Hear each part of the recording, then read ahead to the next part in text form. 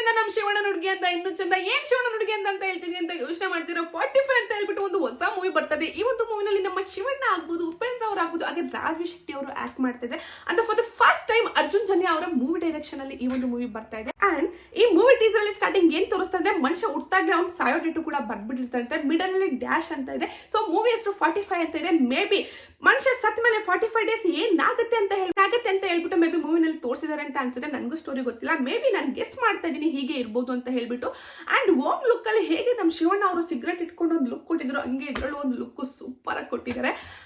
ಅಂತಹ ಉಪ್ಪಿ ಅವರ I look ಅಂತೂ ನೆಕ್ಸ್ಟ್ ಲೆವೆಲ್ ಕಣ್ರಿ. ಆ ಕಣ್ಗುಡ್ಡೆ ಆ ಕಡೆ ಈ ಕಡೆ ಆಡಿಸೋ ಲುಕ್ ಇದೆಯಲ್ಲ ಸೂಪರ್ ಆಗಿದೆ ಅಂತಾನೆ ಹೇಳ್ಬೋದು. ಅಂಡ್ ರಾಜ್ವಿ ಶೆಟ್ಟಿ ಅವರು ಈ ಒಂದು ಮೂವಿನಲ್ಲಿ ತುಂಬಾ ಸಾಧಾರಣವಾದಂತಹ ಒಬ್ಬ ವ್ಯಕ್ತಿಯಾಗಿ ಕಾಣಿಸ್ಕೊಂಡಿದ್ದಾರೆ ಅಂತ ನನಗನ್ಸುತ್ತೆ ನಾನು ಟೀಸರ್ ನೋಡಿದ್ಮೇಲೆ.